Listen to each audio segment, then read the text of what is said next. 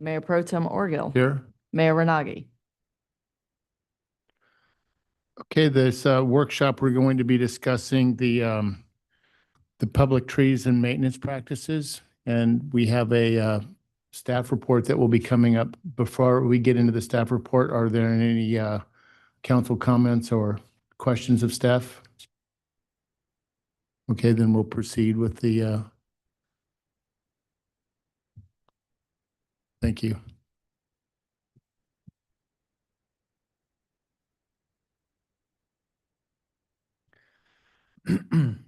Good afternoon, Mayor and members of the City Council. My name is Matthew Barker, City Arborist, and with me today is Reza Jafari, Deputy Director of Public Works.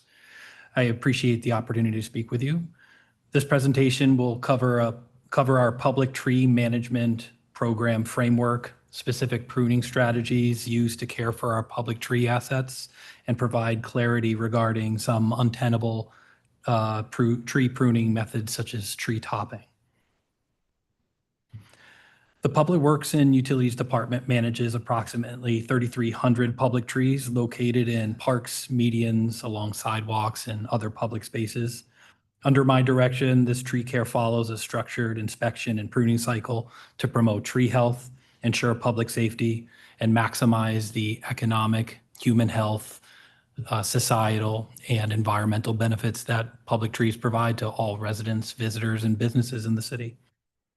The work is supported by a web-based GIS platform provided by the city's authorized tree care contractor. It integrates work planning, maintenance history, and analytics to ensure accountability and efficiency. So the city is divided into 3 pruning sections: downtown, north, and south. The downtown pruning section consists of all trees in between Broadway and Park and from Forest Avenue to Coast Highway, seen on the graphic in red. All trees north of Broadway are in the north pruning section, seen in blue, and all trees south of Park are in the south pruning section, seen in green. Downtown trees are pruned annually. North and south section public trees are pruned in alternating years. Certain species, such as palms and others, receive annual maintenance regardless of location because of species characteristics or other considerations. Our goal is for every tree to receive a health and risk inspection as well as appropriate pruning at least once every 2 years. Trees in the downtown are inspected and pruned annually because of the higher density of trees and population, and therefore a greater number of interactions between people and trees. The Public Works and Utilities Department follows the International Society of Arboriculture's best management practices, as well as the American National Standards Institute A300 pruning standards when issuing tree pruning specifications to our contractor. A variety of pruning strategies are utilized based on species, age, condition, and site-specific considerations. So now let me briefly walk you through some of these specific pruning strategies. Crown cleaning involves removing dead, broken, poorly attached branches from the crown, improving structure, and reducing risk. This is typically used for normal, ongoing, routine maintenance. It also helps to correct some minor structural defects, and it may include many other aspects of other pruning types. Crown raising elevates the canopy for clearance over sidewalks, roads, and other infrastructure. This improves structure as well as provides some quality of life improvements, and it's also the only way to reliably increase sunlight to vegetation below the crown. Crown thinning takes place primarily at the branch ends in order to remove excess foliage density. This allows for not only greater light penetration to the interior of the crown, but it also greatly reduces the risk of individual limb failures. Structural pruning is typically performed on young trees to establish a strong, well-organized branch structure early in development and to correct minor defects before they evolve into more serious issues. This technique is a critical component for successful urban forestry programs because it helps to maximize the long-term value of pruning while trees and defects are still small and while they're more easily managed before they become larger issues and more costly to mitigate.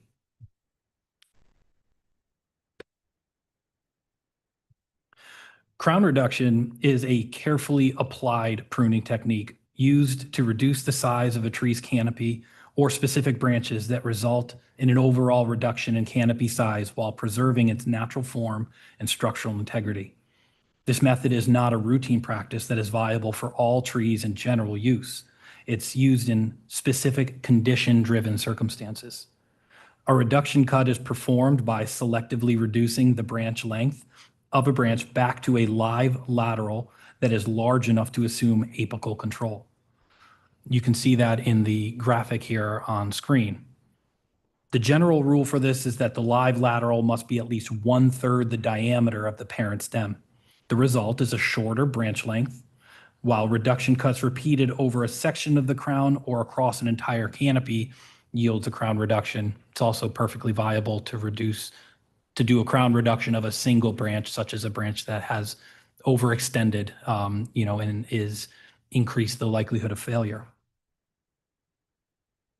Crown reduction is appropriate when a tree is in physiological decline, showing signs of dieback, or recovering from a partial crown loss due to a storm damage event or a previous branch failure. Arborists may also use it when there's an unavoidable conflict with infrastructure and no other viable options exist. Importantly, crown reduction should not be performed on healthy, structurally sound trees for aesthetic reshaping or to improve a view. Performing unnecessary crown reductions can increase stress, compromise a tree's long-term health.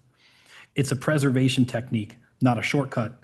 It's a last resort grounded in arboricultural science, used when an arborist's goal is to preserve a tree that would otherwise be considered for removal. As you can see in the photograph here, this is just simply an example. This isn't a tree that's in our city, but it really illustrates some overall crown dieback, some very thinning portions of the crown. And this is an example of a situation where an arborist may choose to prescribe crown reduction in order to preserve the tree, get ahead of the decline, in order to extend the tree's life, perhaps because it has some cultural significance or some sort of importance to the community.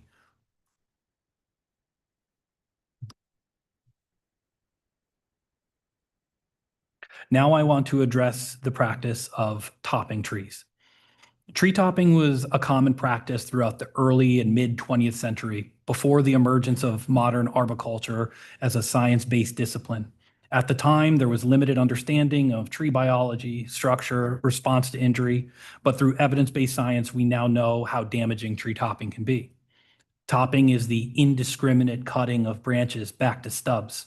It removes excessive live tissue without regard for a tree's structure or physiology and permanently disfigures the tree's natural structure. Topping eventually leads to the rapid growth of densely packed but weakly attached shoots.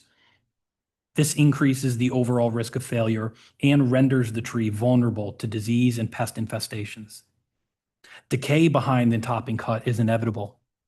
This can be seen in the graphic to the right of your screen.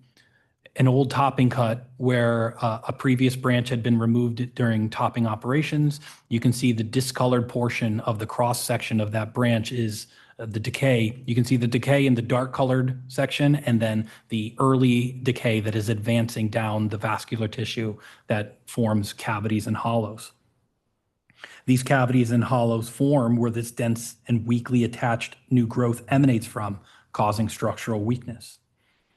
Topping is not compliant with the ISA or ANSI standards that we discussed earlier and is not performed on any public trees. Our staff and contractors are trained to avoid this process. The Public Works and Utilities Department occasionally receives requests for view-based pruning. And while the department understands these concerns, view enhancement alone is not a criteria for pruning a public tree. These requests are always evaluated by the city arborist and seriously considered when issuing pruning specifications to the contractor. Additionally, view equity often improves over time through normal maintenance practices, especially through crown thinning and crown raising. The picture in this slide is a prime example. These two pruning strategies, crown raising and crown thinning, are used strategically to balance community interests with the long-term health of our public trees.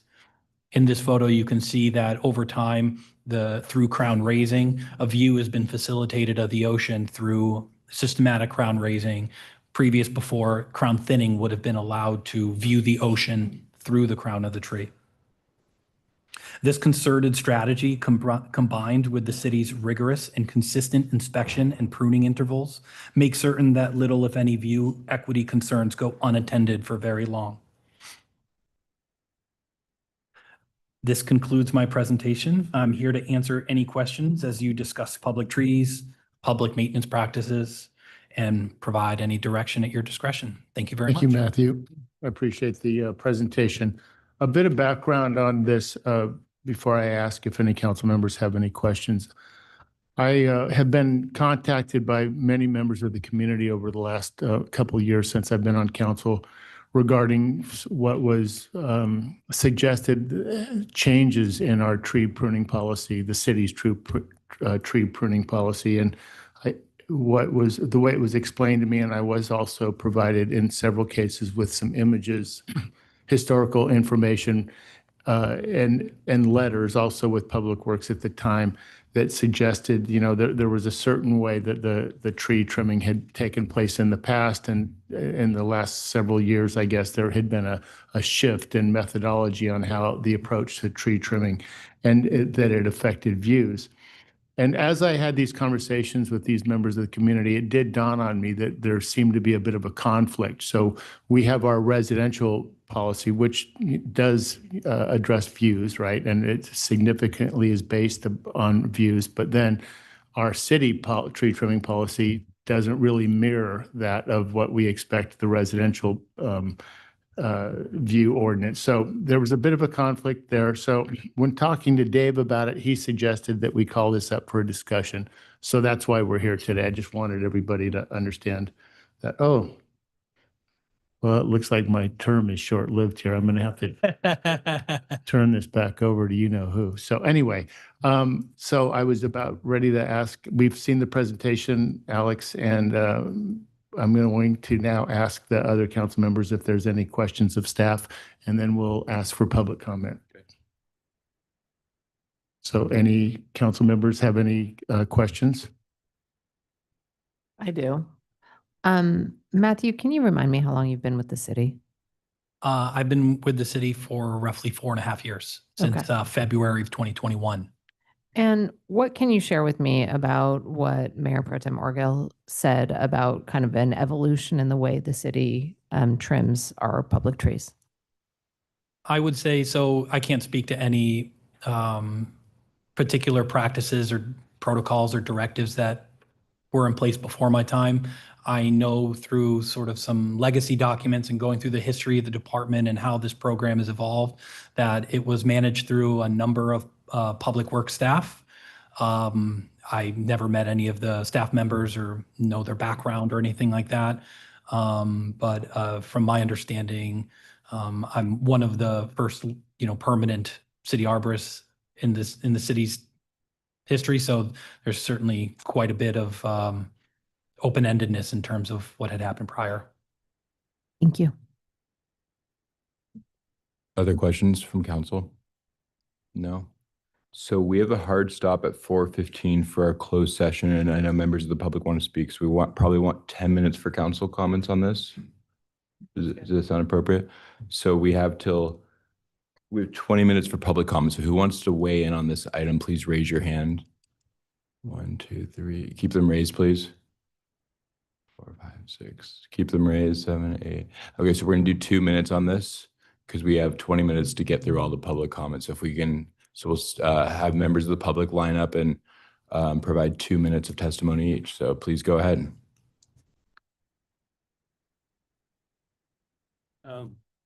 Hi, my name is Richard Plavitich, 32-year resident on Los Robles.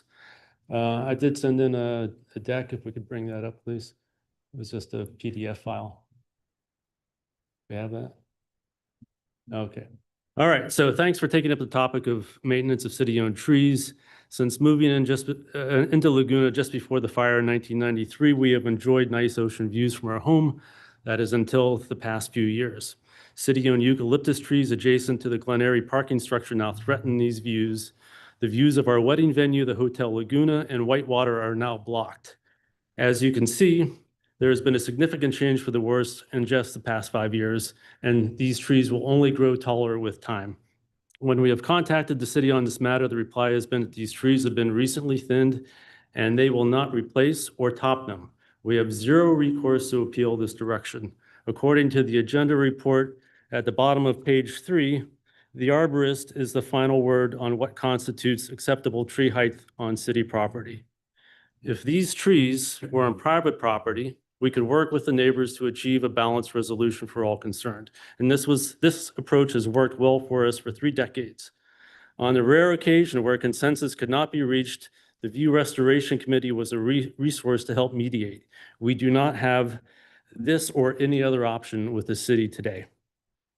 In reading the agenda report for this discussion, I noted at the top of page 3 the list of recommended tree species for Laguna by major thoroughfare. There are no eucalyptus trees listed. Why is that? Perhaps this is because of the safety concerns tragically experienced in Newport Beach a few years back when a young woman was killed by a eucalyptus tree blown over onto Irvine Boulevard.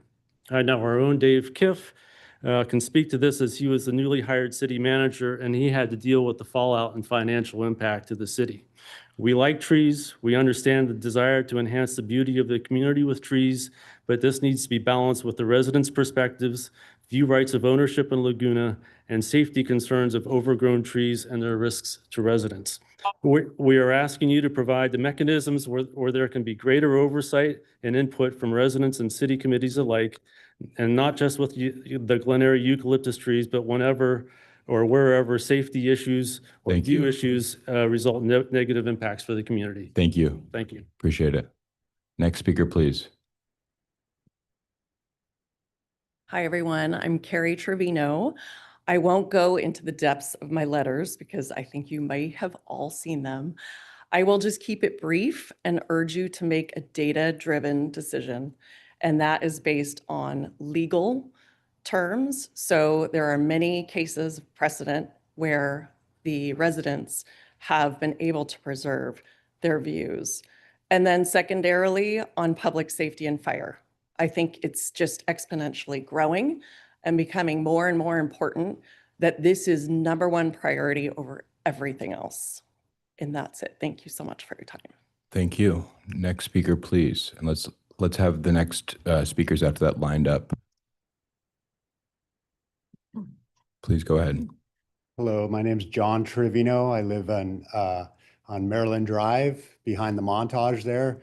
And there's a whole row of eucalyptus trees. I'm sure you know all about them. Well, basically, the policies have changed over the years because when we moved in there, we had a huge ocean view, Catalina view, and they kept the trees trimmed very nicely. And then all of a sudden something changed. And now the trees have blocked majority of our Catalina view, and not to mention the safety aspect. Those trees, 2 of them have fallen into PCH since we've lived there. The whole tree into PCH, blocking it. Every winter, giant branches break off into PCH along the path, that pathway along the Montage. When I would pick up my kids from the bus stop on windy days, I would literally go down there, pick them up because I was worried of them walking under those trees because they were swaying so much over PCH and that walkway. It's a major danger. And the more we let them grow tall, they're just going to keep breaking and falling. And pretty soon somebody's going to get hurt. So something needs to be done. There's no reason for them to be that tall. We could have beautiful trees that are 30 feet, 40 feet. They don't have to be 100 feet. So we need to do something. Thank you. Thank you. Next speaker, please. Hi, everybody. My name's Keith Keniston. I am a lifer here in town. I've owned my house on Maryland Drive for 35 years, and I've watched the wall of sugar gum eucalyptus grow to over 80 feet.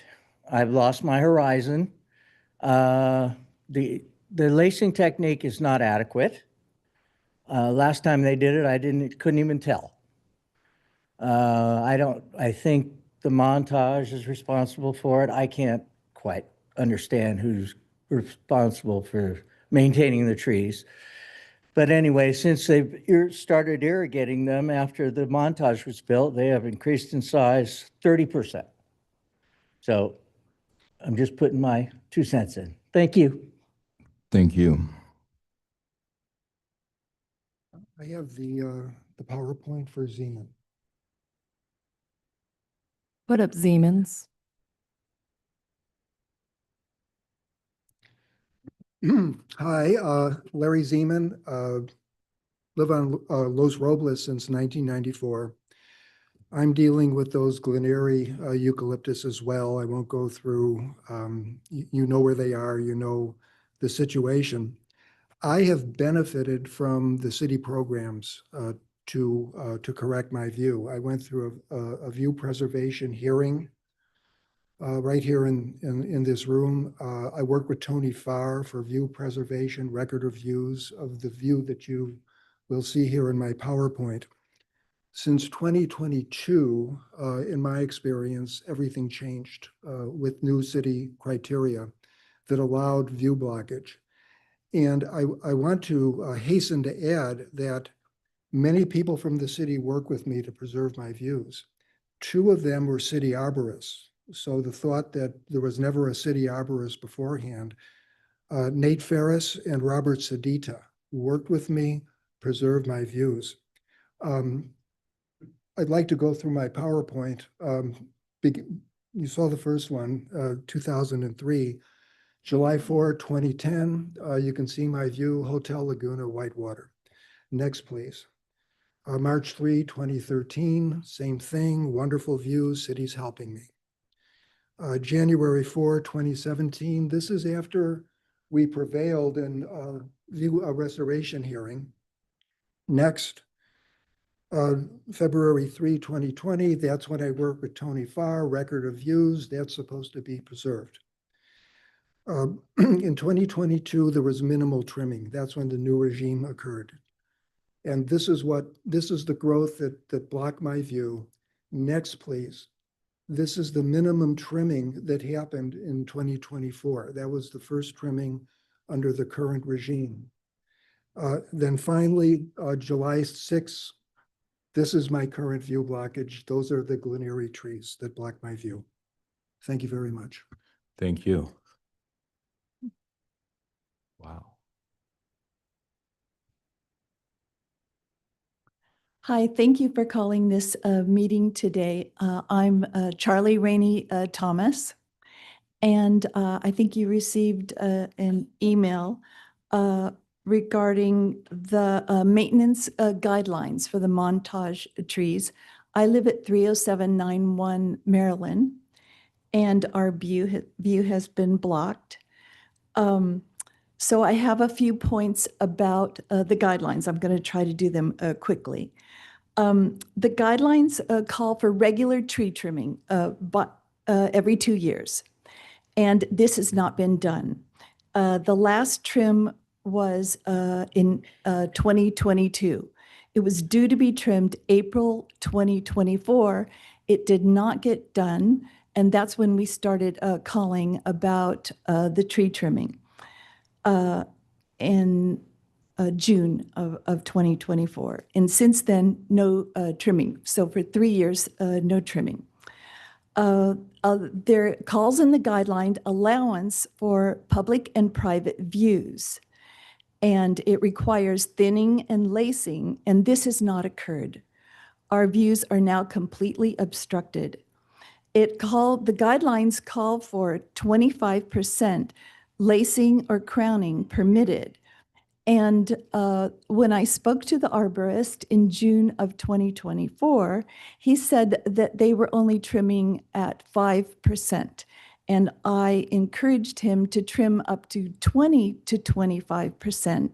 And this was allowed, and it would give more view. I didn't get a very positive feedback on that idea. So then it calls for healthy monitoring. There are no public records that anyone has inspected these trees. So we would like to know, because the trees do pose a hazard, and we'd like to make sure that they are being inspected.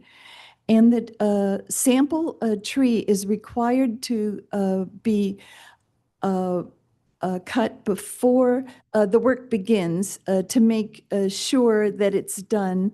And the Montage property manager is supposed to inspect the trimming of one tree to show the contractors that that's the way the other trees are supposed to be done. This is in the guidelines.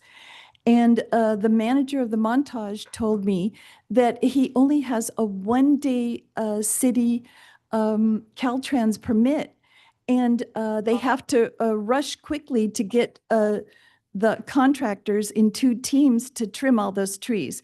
So I'm asking that you try to get a 2-day permit, because you can't possibly trim those trees adequately in one day. They've gone too far now. And please respect our views. Thank you very much for your help. Thank you. Thank you. Appreciate it. Okay. Next speaker, please. Who else would like to speak on this item?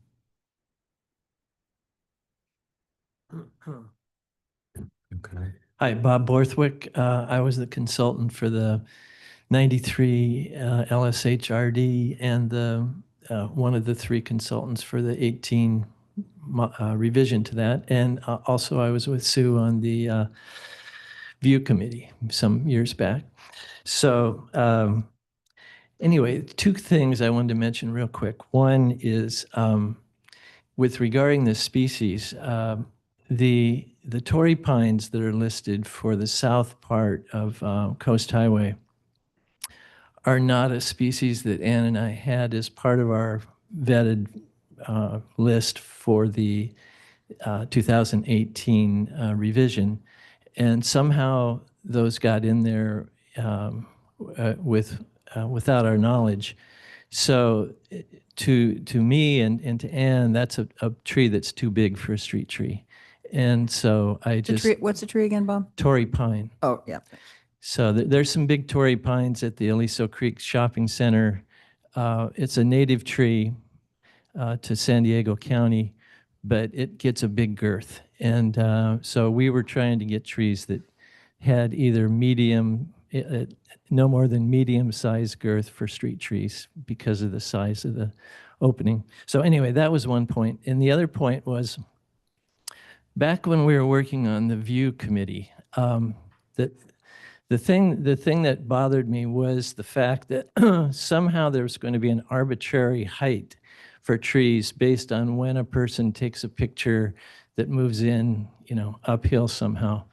And it seems like that's an arbitrary way to figure out how high a tree should be. It's kind of like if you have a kid that's in the 5th grade, you say, okay, your height is okay now, but you can't grow to be 6 feet because somebody lives up the street is not going to like that. It seems counterproductive to beauty in the town. So I just hope that sometime that could maybe be revisited a bit. Thank you. Thank you. Okay. Who would like to speak? So let's have everyone stand up. So is Ruben the last speaker? Are there any other speakers after Ruben? Okay. Oh, one more, and then anyone else? And then Ann, anyone else after Ann? No, you're good. Okay, so we have the final 3. Go ahead, Ruben. There's no way we can cover this issue in 2 minutes. Obviously, view blockage is one. Another issue is just overall maintenance. We've sold out to the lowest bidder, and that's kind of what we're getting, and that's why we're having part of this issue. Had we gone to a company that was a little more premier, we might have less issues. One of my issues is that we're losing all our historic trees. There's really no great concern for trees that are not blocking. If they're not blocking, nobody really takes a look to see what's going on and what we can do for it. So we're losing the second Torrey Pine at the Festival of the Arts, and the third one's about to go. And I've been yelling about this for 10 years, and obviously it doesn't do any good. And there's finger pointing about whose tree is it, whose tree isn't it. It's our tree. It's your tree. You guys are in charge of the resources of this town. For the time that you're on city council, you're in charge of the resources of this town, but it's falling on deaf ears. How do we get somebody to start looking at what we have? I have a list of 30 trees. Obviously, I can't say the huge eucalyptus that was in the lumber yard that went down. We almost lost the pepper tree here at City Hall. And they say that there's an issue with fungus or rot. And yet every time I go there, when they chop the tree down, the rings are perfect. So we're not really looking at preserving, we're looking at something else. But I urge you to take a second look and a more important look. And on your particular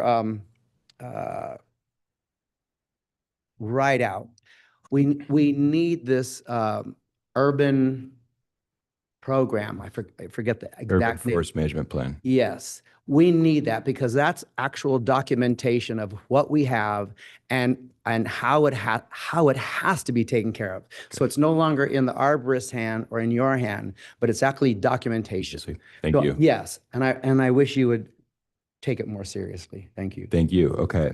Next speaker.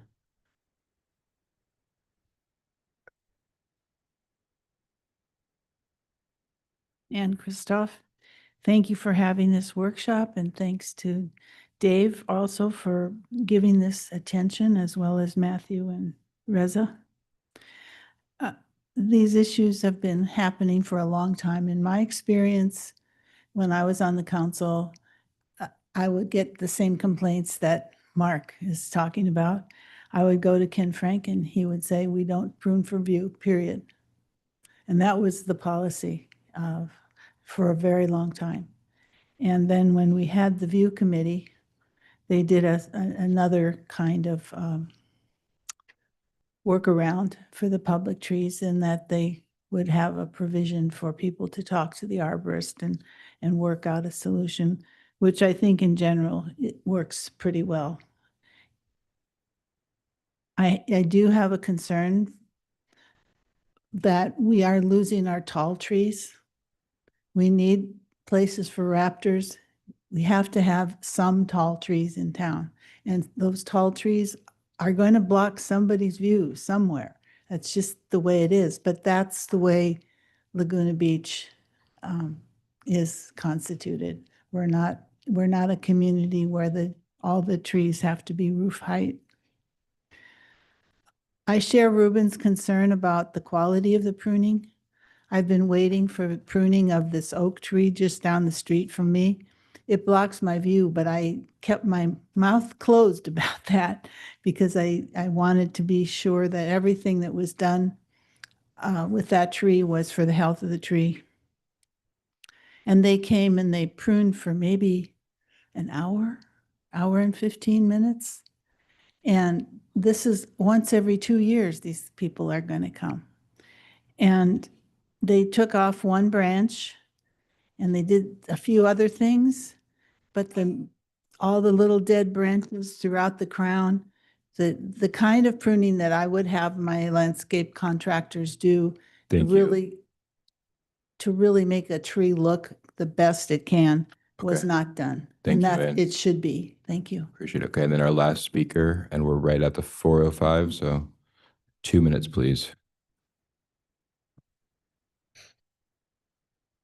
Hi, my name is Fabienne Willy. I live at 1515 Bluebird Canyon Drive, and on the easement along our property are two very large eucalyptus trees. And I'm a big fan of trees. I hate seeing a tree go down, and I'm not asking that those trees go down, but I would like to echo everything that's been said before, that maybe some trees need more attention than others. Matthew came to talk to me and my neighbor directly, and Consequently, extra trimming was done on these trees, so we were satisfied about it, but we would really like everybody to also echo the tree preservers to consider replacement trees as well, because these trees are reaching the end of their natural life as well because of when our neighborhood was settled. So it's only a matter of time and weather condition when those trees are going to come down. Several trees came down 2 winters ago in our neighborhood, luckily without too much damage for private property. But it would be a concern, especially with the recent fire, if a tree decided to fall down just when we need to evacuate. So replacement of those large trees is what I'm most insistent upon.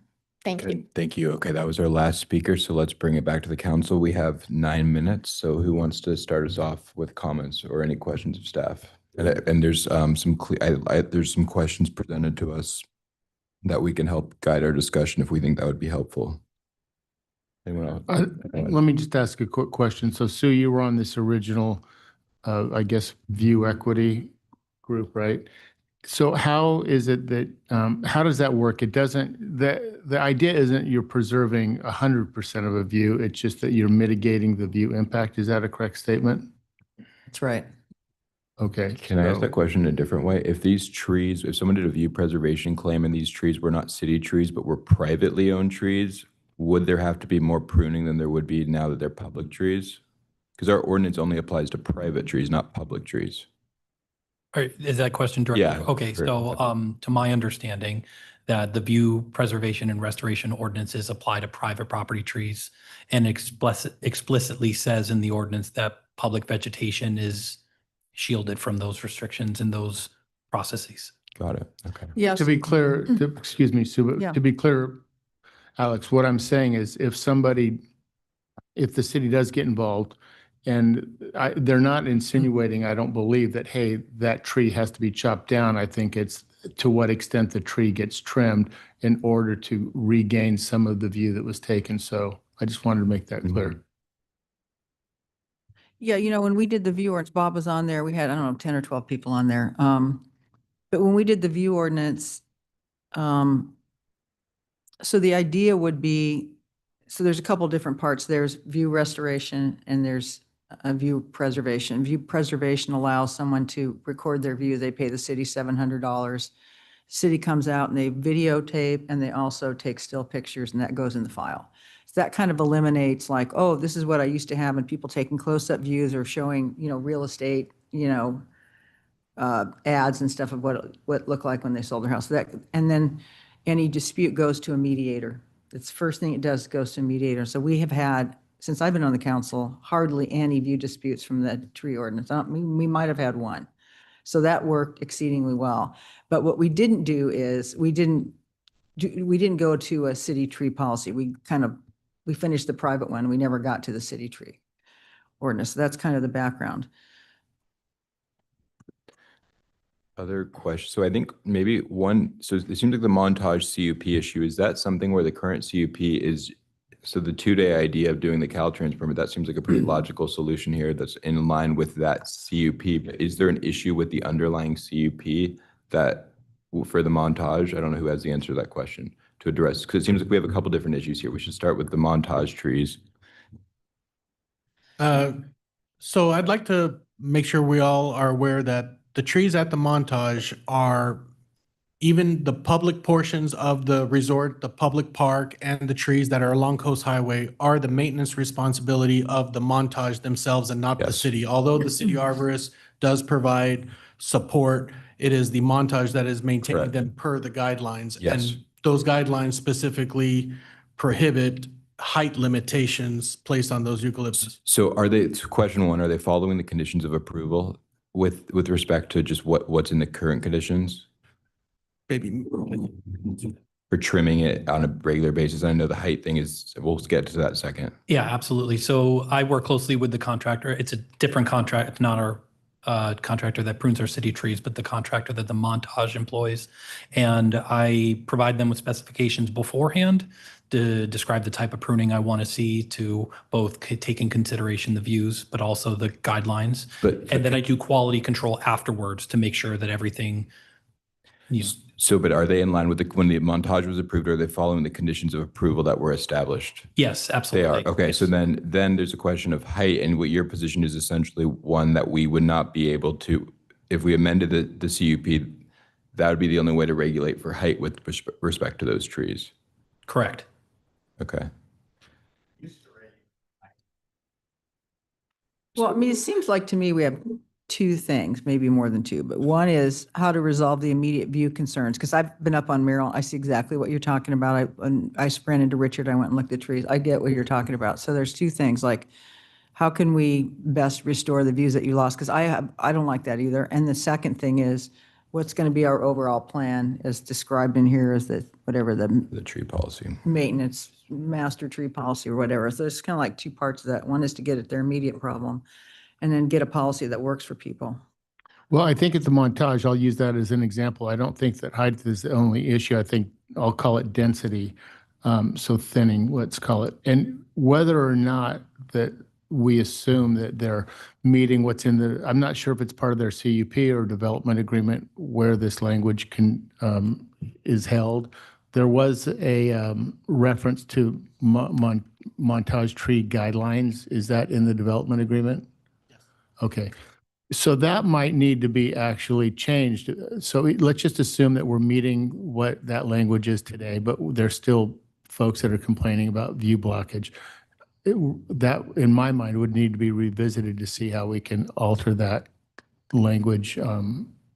So we don't have a lot of time here. We're up against the clock. So I'm going to ask the city manager what his recommendation is, how to proceed with this. I know staff is looking for instructions on how to proceed, but given our time constraints, do you have any recommendations? I think, as a number of people have pointed out, we're just kind of dipping our toes into an issue that probably takes a lot longer discussion. And if you don't mind, I don't know that staff would mind coming back and having a part two to this after one thing we could do is look a little bit more into the Montage past practices too, and what their guidelines say. And so it'd be helpful for me if you guys said, what would you like us to come back with without making a determination today? One of the things I'd like to have you come back with would be, and it's listed here, is the development of an urban forest management plan. More details on that. What would it include? What would the cost be? I think we knew when we dealt with this tree issue several years ago that we increased the number of resources devoted to tree maintenance quite substantially, but we knew that, it's almost an endless, bottomless pit. But I'd like to see that, and I'd like to see what in that funding needs, what would be recommended for the best practices on maintenance for the 3,300 trees. Good.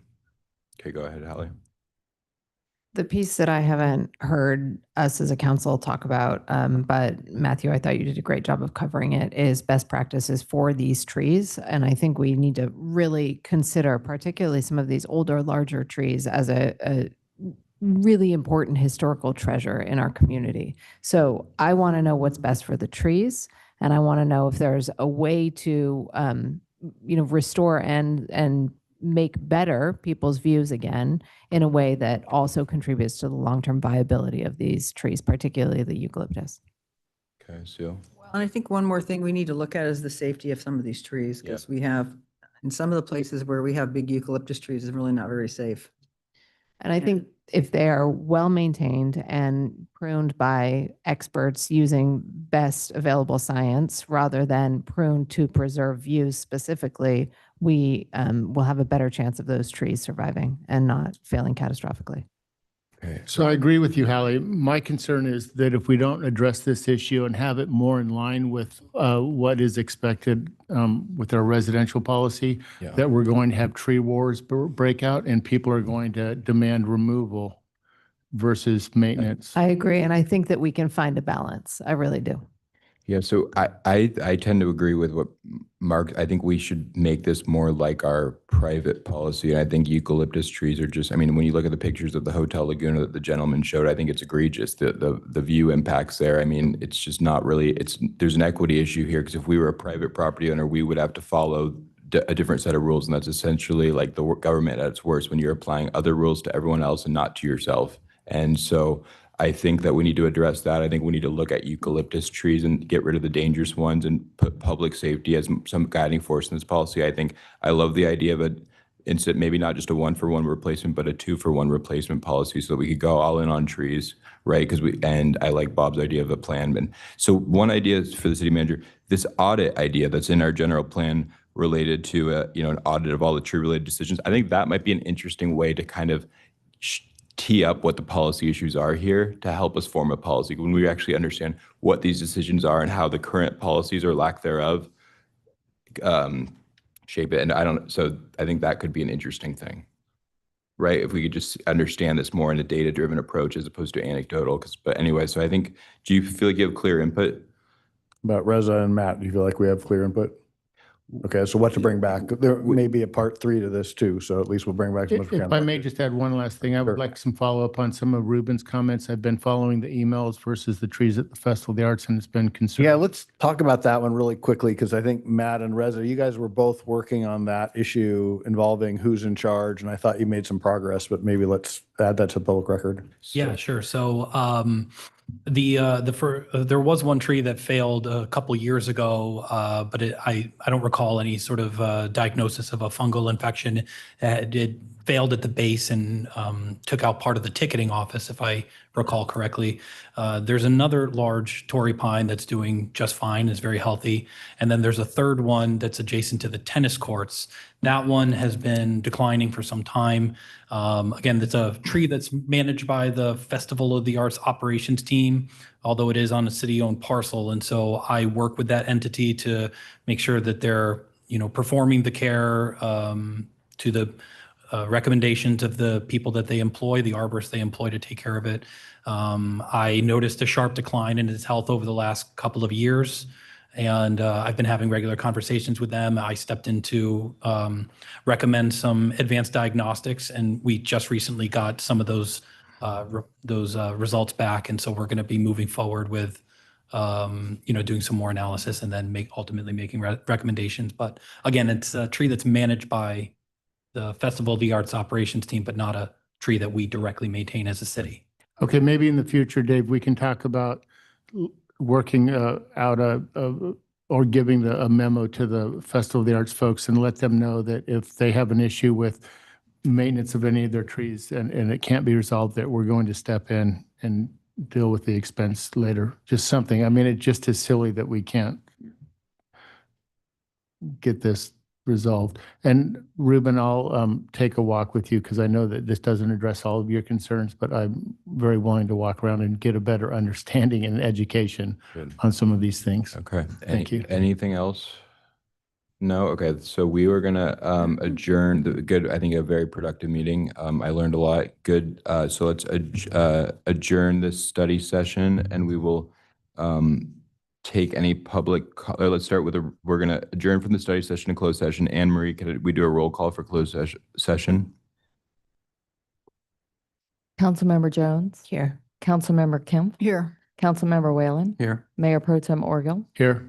Mayor Renagi. Here. And then we'll take public comment on closed session items, the 2 items listed, or the 3 items listed in closed session. Does anyone want to weigh in on closed session? I don't know. Okay, we'll close public comments on closed session, and we are going to adjourn to closed session, and we will be back at 5 o'clock for our regularly scheduled city council meeting. So thanks, everyone.